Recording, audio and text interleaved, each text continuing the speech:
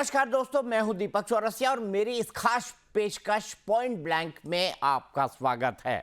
भारत की सबसे बड़ी खूबसूरती क्या है? भारत की सबसे बड़ी खूबसूरती यह है कि हम दुनिया के सबसे बड़े लोकतंत्र हैं और इसी के चलते दुनिया भर के अंदर भारत का दबदबा है। मैंने कई देशों से रिपोर्ट किया है, इंटरनेशनली अमेरिका से किया है, चाइना से किया है, यूके से किया है, इसके अलावा ब्रसेल से भी किया है जो यूरोपीय यूनियन का हेडक्वार्टर है। लेकिन हर जगह भारत की जब चर्चा होती है तो वहां की चुनाव प्रणाली और चुनाव व्यवस्था की बात जरूर निकलती है और इसी पर चार चांद लगाने का काम किया है 17वें मुख्य चुनाव आयुक्त के तौर पर मुख्य चुनाव आयुक्त एसवाई कुरैशी जी ने। 1971 में भारतीय प्रशासनिक सेवा में प्रवेश पाने वाले कुरैशी साहब 2010 से 2012 तक भारत के मुख्य चुनाव आयुक्त रहे। आजकल चुनाव आयोग के बारे में कई तरह की बातें आती हैं, लेकिन खुद कुरैशी साहब का अनुभव क्या था?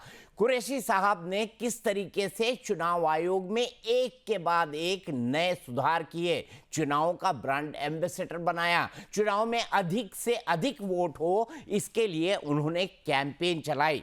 आज वो चुनाव आयोग और इसकी प्रक्रिया को किस तरीके से देखते हैं, इसी पर बात करने के लिए हमारे साथ खुद एसवाई कुरैशी जी जुड़ गए हैं। और ये बातचीत इसलिए भी महत्वपूर्ण हो जाती है क्योंकि उन्होंने अपने बारे में 100 कहानियां लिखी हैं। खुद वो कहते हैं कि एक संस्मरण नहीं, 100 कहानियां हैं। जावेद अख्तर साहब ने कहा है कि ये 100 शॉर्ट फिल्म हैं जो एसवाई कुरैशी साहब ने लिखी है। इंडिया एंड आई पुस्तक का नाम है A 100 Memories Not a Memoir। Sir, सबसे पहले मैं आपसे जानना चाहता हूं, आपकी इतनी हैपनिंग लाइफ रही, आपने इतनी अलग अलग पोस्टिंग्स दिखी, संस्मरण की जगह आप 100 छोटी कहानियां या 100 शॉर्ट स्टोरीज क्यों लिख रहे हैं इस पूरी पुस्तक में?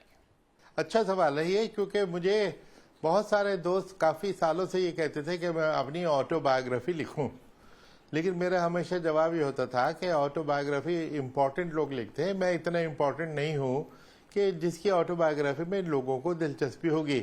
और ये मैं किसी फॉल्स मॉडेस्टी से नहीं कह रहा है, मैं जेन्युइनली ये मेरा बिलीफ था और आज भी है। फिर भी चूंकि जैसा आपने कहा कि मेरे वैरायटी ऑफ एक्सपीरियंसेस 40 साल के, उसमें हर किस्म की जॉब मैंने की और भांत भांत के एक्सपीरियंसेस हुए। वो कुछ इंटरेस्टिंग है, कुछ अपसेटिंग है, कुछ बहुत खूबसूरत है, तो उनको शेयर करने के लिए मैंने रैंडमली 100 मेमोरीज जो मुझे याद आई वो पिकअप की है।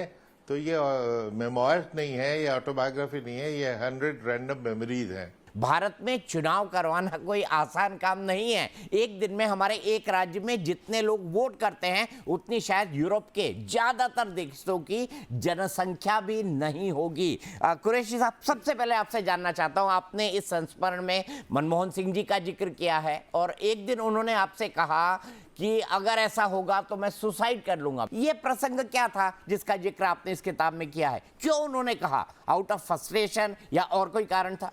वो ये कि आपने इंट्रोडक्शन में यूपी इलेक्शन का हवाला दिया था, तो 2012 के जब यूपी इलेक्शन हो रहे थे तो उस वक्त के लॉ मिनिस्टर सलमान खुर्शीद साहब ने अपनी वाइफ की कॉन्स्टिट्यूंसी में जाके एक मॉडल कोड की वायलेशन कर दी, ये कह के कि मैं पावर में आता हूँ हमारी पार्टी तो हम माइनॉरिटीज का कोटा डबल कर देंगे।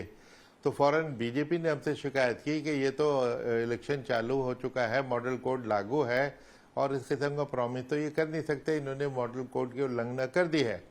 तो हमने फौरन इनको नोटिस दिया, उनका जवाब आया जो सेटिस्फैक्ट्री नहीं पाया, तो फिर इनकी हियरिंग हुई। कोर्ट की तरह हम लोग, हमारे यहाँ एक अदालत है इलेक्शन कमीशन में, कोर्ट की तरह बैठे, तो दोनों तरफ से 5-5, 10-10 वकील पेश हुए, 3-4 दिन तक हियरिंग हुई और उसके बाद हम इस नतीजे पर पहुंचे कि उल्लंघना तो हुई है। तो उसके बाद कुछ कांग्रेस नेता, इनके सलमान खुर्शीद के यार दोस्त, वो ज़रा लूज टॉक करने लगे, इलेक्शन कमीशन को बुरा भला कहने लगे। और इलेक्शन कमीशन की रेपुटेशन तो हमेशा बहुत अच्छी रही है और पूरा देश उस पर विश्वास रखता है, तो इसलिए इस कमीशन पे टीका टिप्पणी करना कोई अच्छी चीज़ नहीं थी। तो मैंने उनके मीडिया एडवाइज़र के ज़रिए एक मैसेज भेजा कि साहब आपके कुछ लीडर ये इस किस्म की बातें कर रहा है, ये अच्छी चीज़ नहीं है, क्योंकि ये अगर मैं पब्लिक नॉलेज कर दूं तो बहुत मुश्किल हो जाएगी आपके लिए। तो प्रधानमंत्री जी मनमोहन सिंह का फौरन फ़ोन आया मुझे, बहुत घबराए हुए, कि कुरैशी जी मैं आपसे फ़ौरन मिलना चाहता हूँ। मैंने कहा साहब आप बताइए, हुक्म दीजिए, मैं आ जाऊँगा। तो उसी दिन शाम को 7 बजे उनके घर का हुआ, मैं गया और बैठते ही उन्होंने ये कहा कि कुरैशी जी मुझे हरीश खरे ने बताया आपका कन्वर्सेशन, अगर आप ऐसा मेरे बारे में सोचते हैं कि मैं टीका टिप्पणी कर रहा हूँ तो मैं तो सुसाइड कर लूँगा। अब मैं तो भचक्का रह गया, मैंने तो ख्वाब में भी ऐसा नहीं सोचा था, क्योंकि डॉक्टर मनमोहन सिंह इतनी प्रशंसा करते थे इलेक्शन कमीशन की और इतना सपोर्ट करते थे। और जैसा आपने ठीक कहा अपने इंट्रोडक्शन में कि हिंदुस्तान की जो एक आइडेंटिटी है वो उसकी डेमोक्रेसी से ही है और उसके इलेक्टोरल सिस्टम से है, जिसकी दुनिया सराहना करता है। और वही चीज़ डॉक्टर मनमोहन सिंह हमेशा करते थे। तो उनको ये जान के बड़ा शौक हुआ कि उनके कुछ लोग ऐसा कर रहे हैं, तो उन्होंने फ़ौरन प्रॉमिस किया कि मैं उन सबका मुंह बंद करूंगा। और उसके बाद वो सारी जो लूज टॉक थी वो बंद हो गई। तो क्या उन्होंने आउट ऑफ गिल्ट बोला, या उनको लगा कि शायद वो इस पूरे मामले में खुद को असहाय महसूस कर रहे हैं इसलिए उन्होंने ये बात कही? क्योंकि मैं सुसाइड कर लूंगा, ये कहना किसी प्रधानमंत्री का बहुत बड़ी और बहुत अलग तरह की बात है। बहुत बड़ी नहीं, उनको वो इतने अपसेट थे, शॉक थे कि इस किस्म की बात की जा रही है। और उनको ये लगा कि हमारी जो कमेंट उनके लीडरान पे थी कि जो लूज टॉक कर रहे थे, कि उन्होंने सोचा कि ये लूज टॉक का इल्ज़ाम मुझ पर तो नहीं है, जिस पे उन्होंने कहा कि अगर आप ऐसा सोचते हैं मेरे बारे में तो मैं सुसाइड कर लूँगा। तो ये वाकई बिल्कुल ही एक्स्ट्राऑर्डिनरी बात थी जो उनकी सेंसिटिविटी दिखाती है। आपने क्या कहा जब मनमोहन सिंह जी का कि मैं सुसाइड कर लूंगा, ऐसा रिएक्शन आपने सुना तो आपने क्या कहा? आप खुद बहुत चक्के थे, हतप्रभ थे उनकी ये बात सुन के, आपने क्या कहा? नहीं, मैं तो बहुत चक्कर रह ही गया। 20-30 सेकंड तो मुझे सूझा ही नहीं कि मैं क्या बोलूं।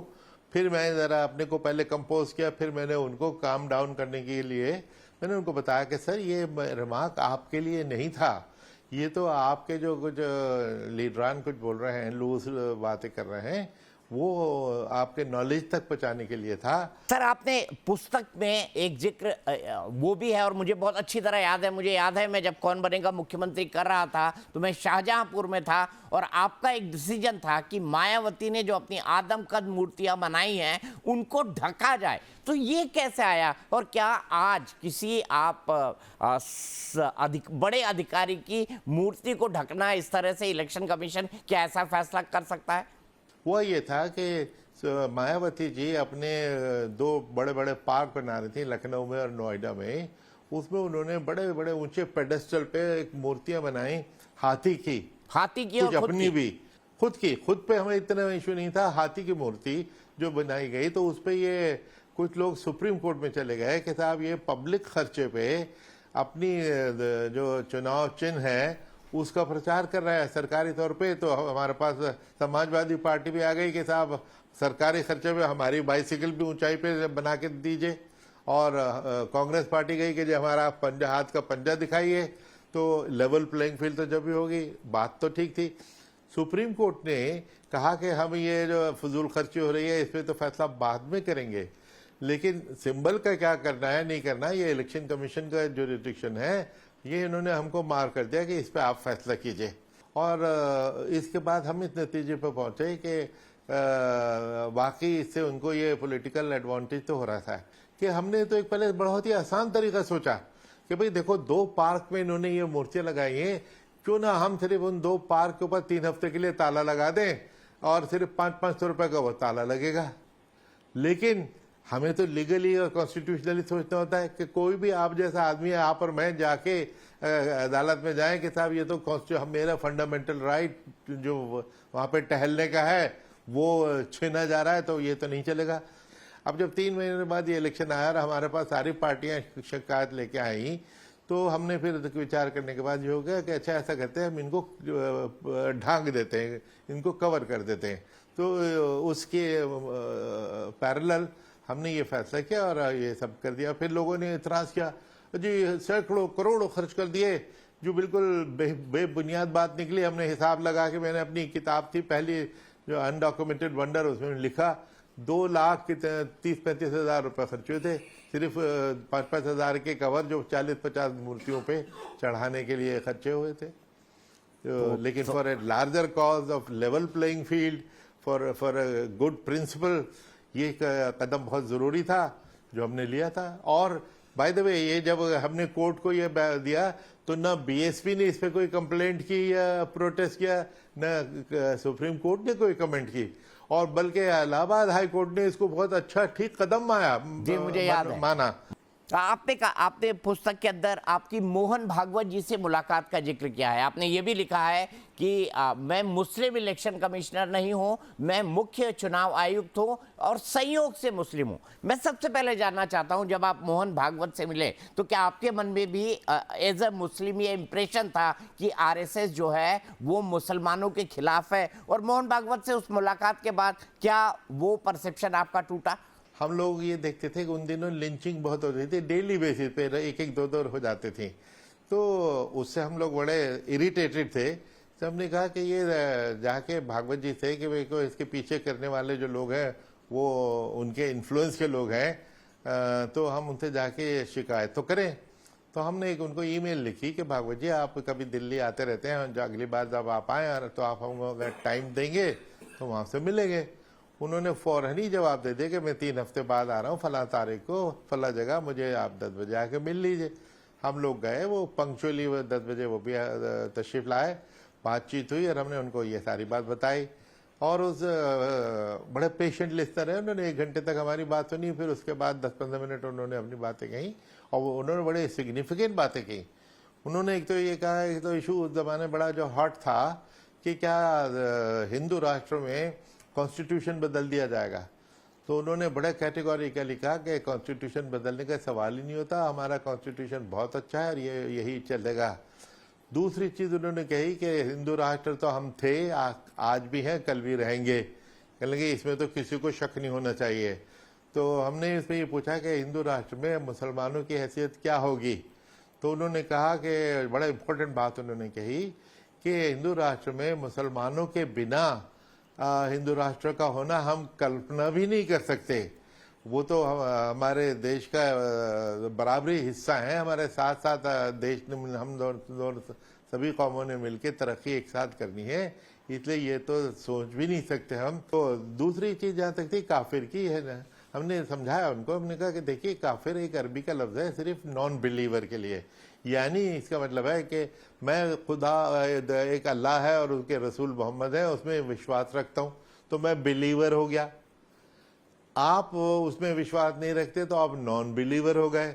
नॉन बिलीवर के लिए अरबी वर्ड है काफिर। ये कोई गाली नहीं है, लेकिन अगर आपको ये लफ्ज बुरा लगता है और गाली लगती है तो हम ये इस्तेमाल करना बंद कर देंगे, कोई बड़ी बात नहीं है। और हाँ, औरों से भी कहेंगे कि ये इस्तेमाल ना करो इस वर्ड का, कुछ और लफ्ज यूज कर लेगा, नॉन बिलीवर कह दो, सिंपल। तो फिर हमने कहा कि साहब हमें भी एक शिकायत है, आप के लोग हमको हम at the drop of hand हमको जिहादी बोल देते हैं, पाकिस्तानी बोल देते हैं, हमें तो बहुत बुरा लगता है, हमें भी बहुत बड़ी गाली लगती है ये भी बड़ी गलत बात है, हम अपने लोगों को रोकेंगे। फिर उन्होंने एक और बड़ी इंटरेस्टिंग बात कही, उन्होंने कहा कि साहब जो बजरंग दल और विश्व हिंदू परिषद और क्या ही वो हैं, कहने ये सब हमारे ही ऑफ स्प्रिंग है, हमसे ही पैदा हुए थे, लेकिन अब ये हमसे भी बड़े हो गए हैं, अब हमारी सुनते नहीं है।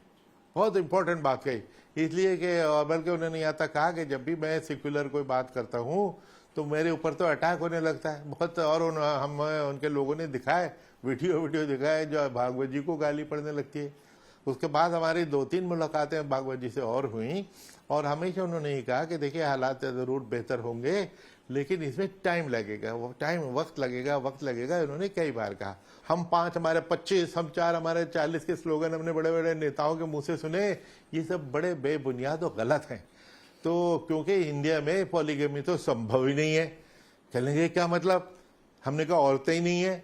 फिर और हैरान हुए कि क्या मतलब, हमने कहा था आपने जेंडर रेशियो एक लफ्ज सुना होगा, 1000 मर्दों पे कितनी औरतें देश में हैं, 940 हैं लास्ट सेंसस के मुताबिक, यानी 60 मर्दों को तो पहली बीवी नहीं मिलेगी क्योंकि औरतें नहीं है, मुझको दूसरी और तीसरी कहां से मिल जाएगी। उस पर वो बहुत हंसे। मेरी जो विशफुल थिंकिंग में बता रहा था वो ये था कि उसी के 2 महीने बाद उनके विजयदशमी का जो एड्रेस होता है उस एड्रेस में उन्होंने कि मुसलमान बच्चे बहुत पैदा कर रहे हैं, ये जो एलिगेशन हमेशा होता था वो उतार दिया, निकाल दिया। ये जरूर कहा कि 75 साल पहले ये हुआ था, 70 साल पहले ये हुआ था, वो पुरानी बात जरूर कही, लेकिन उन्होंने ये इल्जाम देना बंद कर दिया। ये डायलॉग का ये फायदा होता है, मैं ये समझता हूँ। तो बहुत इंपॉर्टेंट ये डाइल्यूशन उनके एक स्टैंड का पर हुआ। क्या आपको लगता है आरएसएस मुसलमानों के खिलाफ है कुरैशी साहब? जो बिल्कुल थी, हमेशा थी, और उनका ग्रास रूट पे अभी भी है। लेकिन भागवत साहब के बाद, बल्कि मैंने वो जो विज्ञान भवन में कॉन्फ्रेंस हुई थी उसमें सवाल भी किया था कि साहब आप इतनी अच्छी अच्छी बातें करते हैं, आपके काडर तक या नीचे तक पहुंचने में इसको कितना टाइम लगेगा? तो उन्होंने कहा कि साहब हम कोशिश करते रहेंगे जब तक इसमें हम कामयाब ना हो जाए। आपने चुनाव आयोग के बारे में लिखा है, चुनाव आयोग सिर्फ भारत का गौरव नहीं बल्कि हमारे लोकतंत्र की आत्मा है। अगर हमने इसे खो दिया तो हम सब कुछ खो देंगे। ये आपने लिखा है, आपको कोट भी किया गया है। ये कहते हुए मैं आपसे जानना चाहूंगा, आजकल चुनाव आयोग पर सबसे ज्यादा आरोप लगते हैं। आजकल ये कहा जाता है कि चुनाव आयोग कॉम्प्रोमाइज्ड है, चुनाव आयोग सरकार और बीजेपी के इशारे पर काम करता है। क्या आपको नहीं लगता इससे चुनाव आयोग की जो प्रतिष्ठा है या चुनाव आयोग की जो वक़्त है, अथॉरिटी है, वो कमजोर हो रही है? देखिए, जैसे मैंने कहा कि मैं आज के चुनाव आयोग पे कमेंट करने से संकोच करूंगा, लेकिन द फैक्ट कि आप मुझसे ये सवाल ही क्यों कर रहे हैं? मेरे वक्त में तो ये सवाल कोई किसी ने हमसे नहीं किया था, आप कर रहे हैं, तो दैट में कुछ ना कुछ तो क्वेश्चन मार्क है लोगों के माइंड में। तो ये इस क्वेश्चन मार्क का होना ही बदकिस्मती की बात है, अफसोस की बात है। और इसका सुधार भी इलेक्शन कमीशन के ही इख्तियार में है। वो खुद सोचें कि क्या इलेक्शन कमीशन, देखिए किसी भी इमारत को बनने में सालों साल लगते हैं, उसको डिमोलिश करने में 40 सेकंड लगते हैं। इसी तरह किसी की रेपुटेशन बनने में सालों लगते हैं और 5 मिनट में वो डिमोलिश हो जाती है। सर, आजकल एक शब्द बहुत चर्चा में आया और कई बार कई पार्टियों के नेता ने उसका इस्तेमाल किया, राहुल गांधी जी ने तो खास तौर पर, कि भारत के चुनाव में वोट चोरी संभव है। क्या वोट चोरी भारत के चुनाव में संभव है? देखिए, वोट चोरी तो चलिए उनका एक पॉलिटिकल रेटरिक होता है, लेकिन एक चीज जो है जिसकी जो मैंने टीवी पे देखी थी कि कर्नाटक की कॉन्स्टिट्यूंसी में 6000 नाम डिलीट किए गए थे। Mahadevapura. As a chief election commissioner I will be very concern कि मेरे डेटाबेस में हैकिंग कैसे हो पाई, कि किसी ने, प्राइवेट आदमी ने उसमें घुस के उसमें किसी एक लेडी का नाम लिया कि वो हर पोलिंग वोटर रोल में नंबर 1 होती थी, उसने दरखास्तें दे के नाम कटवाया। उसने कहा मैं तो अनपढ़ हूँ, मुझे तो कुछ मालूम ही नहीं है, कि मैंने तो कुछ नहीं किए। तो जो लड़का ये कर रहा था वो यहाँ से सुना है दुबई भाग गया, लेकिन आज तक उसके फॉलोअप में हुआ क्या? क्योंकि अगर 6000 वोट इस तरह काटे गए और चुन चुन के काटे गए तो और डेटाबेस हैक हो पाया, तो ये तो बहुत ही सीरियस इशू है और इसको तो इलेक्शन कमीशन ही का कुछ इस पे सोचना चाहिए कि ये कैसे हो पाया। इसी को दुरुस्त करने के लिए इलेक्शन कमीशन का ये आर्ग्यूमेंट होता है कि हम स्पेशल इंटेंसिव रिवीजन करा रहे हैं वोटर लिस्ट की अशुद्धि को दूर करने के लिए। इसको आप कैसे देखते हैं सर? क्योंकि चुनाव आयोग की विश्वसनीयता बनाए रखना, आपने कहा कि यही हमारे लोकतंत्र की आत्मा है, तो एसआईआर को आप कैसे देखते हैं? जी देखिए, एसआईआर तो बड़ी अच्छी चीज है, बहुत अच्छी चीज है अगर इतने इलेक्शन रोल को प्योरीफाई कर दिया है तो। लेकिन क्या हम देखते हैं 10-15% डिलीशन हुए, जो डेड वोटर है वो काटे गए, बड़ी अच्छी बात है। लेकिन माइग्रेट वर्कर के आप आज नोएडा में, कल आप पटना चले जाएं तो आपका नाम एक जगह से कटेगा, दूसरी जगह तो ऐड होने चाहिए। लेकिन चलिए इसको भी दुरुस्ती, ये सब ठीक है। तो इस किस्म की ये पिछले 70 साल से जो इलेक्शन कमीशन थी वो क्या ये नहीं कर रही थी? वो भी यही करते थे। हम बीएलओ का इंस्टीट्यूशन हमने क्रिएट किया था, इन्होंने नहीं, हमने क्रिएट किया था। और ये दूसरी चीज 2002 में जब इंटेंसिव रिवीजन हो, एसआईआर नाम की तो कोई चीज ना कानून में है, ना कॉन्स्टिट्यूशन में है, ना इलेक्शन रूल्स में है, न कभी पहले इस्तेमाल हुई। जो इंटेंसिव रिवीजन तभी था, वो उसमें 2002 में फैसला किया कि अब इंटेंसिव रिवीजन की जरूरत नहीं है, अब इसको हम सिर्फ समरी रिवीजन किया करेंगे, क्योंकि हमारा रोल तो कंप्यूटराइज हो गया, कंप्यूटर पे ये सारे नाम आ गए। अब उसमें एक साल में सिर्फ जो लोग उस साल में मर जाएंगे उनके नाम कटने चाहिए, जो शिफ्ट कर जाएंगे उनके नाम कटने चाहिए, जो 18 के हो गए उनके नाम ऐड होने चाहिए। यही चेंजेस तो होंगी, ये 1% 2% होती हैं।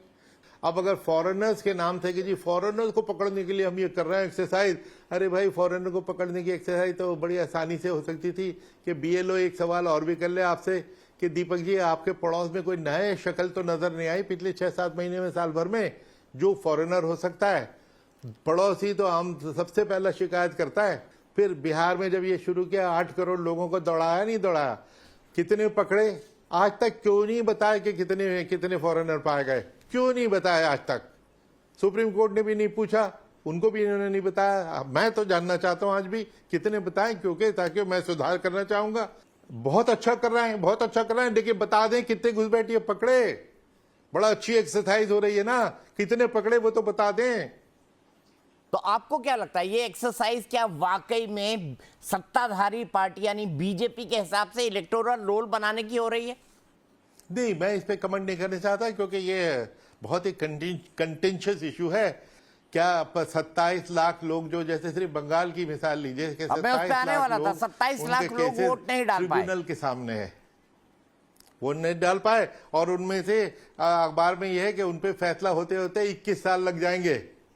अच्छा, ये 27 लाख ये 21 साल तक वोट नहीं दे पाएंगे। और फिर जो एक इम्पोर्टेंट स्टेटिस्टिक है कि जो 19 ट्रिब्यूनल बैठी हुई, जिनमें से 2 ने तो रिजाइन कर दिया, अभी और भी करेंगी, 2 ने रिजाइन कर दिया, उनमें 8-10 हजार के उन्होंने फैसले कर दिए।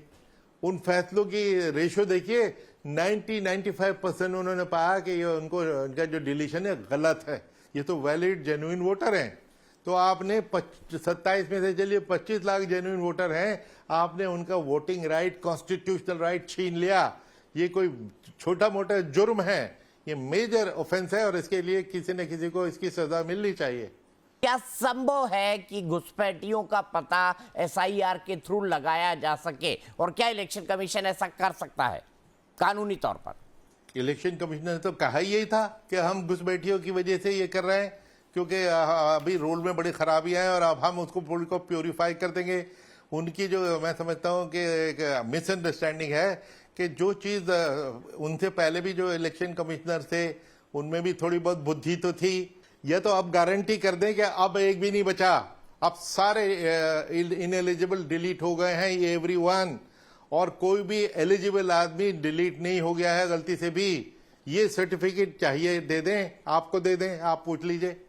एक चीज और जानना चाहूंगा सर, बड़ी बात होती है कि ईवीएम को हैक किया जा सकता है। आपने तो बड़े नजदीक से इस पूरी प्रक्रिया को देखा हुआ है, क्या ईवीएम को हैक करना संभव है? पूर्व मुख्य चुनाव आयुक्त के तौर पर आप क्या कहेंगे, क्योंकि आज तक जब भी इलेक्शन कमीशन ने लोगों से कहा कि आइए भैया हमें हैक करके दिखाइए, कोई इलेक्शन कमीशन पहुंचा नहीं।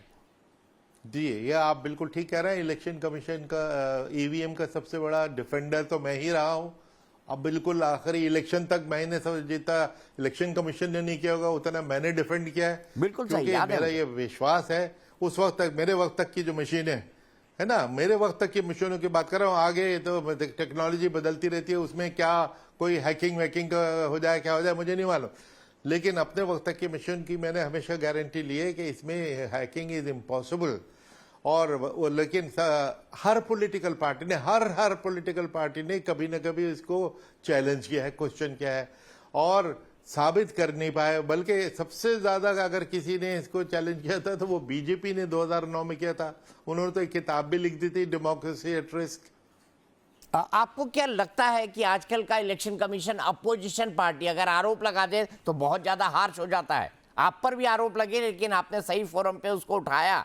क्या आपको लगता है कि आज की तारीख में, जैसे राहुल गांधी ने प्रेस कॉन्फ्रेंस की तो उन्होंने कहा टेस्ट करके सेल्फ वेरीफाई करके दे दो ताकि वो एक लीगल डॉक्यूमेंट बन जाए, क्या इलेक्शन कमीशन को राहुल गांधी की वोट चोरी के प्रेस कॉन्फ्रेंस के बाद ये कहना चाहिए था?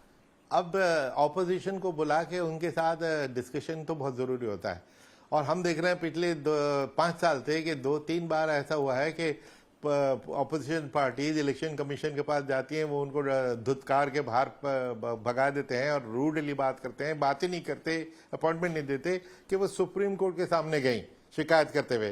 3 साल पहले भी हुआ था, अभी 15 दिन पहले भी हुआ कि उन्होंने लिखा कि था हमारी बात की सुनते नहीं। तो इस तरह ऑपोजिशन को ट्रीट करना ये बहुत ही अनडेमोक्रेटिक स्टाइल है, इसको सुधारना चाहिए। एक चीज और जानना चाहूंगा सर, क्या ईवीएम की जगह बैलेट पेपर होना चाहिए? लोग कहते हैं कि कांग्रेस कहती है कि बैलेट पेपर से चुनाव हो जाए तो बीजेपी और मोदी जी जरूर हार जाएंगे। नहीं, मैं बिल्कुल इसके फेवर में नहीं हूँ, बल्कि इसकी मुखालफत करता हूँ।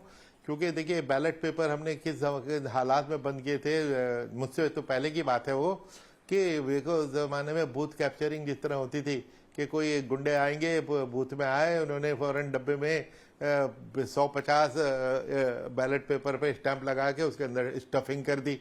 होता था नहीं होता था? क्या आप गारंटी है कि बैलेट पेपर पर जाएंगे तो अब वो उस किस्म की गुंडागर्दी अब नहीं होगी? वीवीपैट में सुधार करके, बल्कि मैं तो यहाँ तक कहता हूँ कि जो वीवीपैट है, आप उसके को 100% उसको गिन लीजिए, वो बैलेट पेपर ही का सब्स्टिट्यूट है। वो भी तो वो बड़ा बैलेट पेपर होता है, उसमें 50 कैंडिडेट होते हैं, इसमें तो सिर्फ एक कैंडिडेट का नाम है। इसको तो गिनना भी आसान है, सिर्फ इन पर्चियों को गिन लीजिए। कोई ठीक है सर, आप तो बहुत सीरियस जर्नलिस्ट हैं, आप ही इस डिबेट को आगे चला दीजिए। बिल्कुल, इस डिबेट को मैं बिल्कुल आगे चलाऊंगा कि क्या 100% वीवीपैट को गिनने की जरूरत है और क्या चुनाव के अंदर ये सुधार होना चाहिए। सर, आपकी बुक के लिए और कई बुकें लिखे, इसके लिए बहुत बहुत शुभकामनाएं। आपको बहुत बहुत धन्यवाद हमारे साथ जुड़ने के लिए। तो ये थे पूर्व मुख्य चुनाव आयुक्त SY कुरैशी। अगले हफ्ते पॉइंट ब्लैंक में किसी और हस्ती से आपको मिलाएंगे, तब तक के लिए नमस्कार।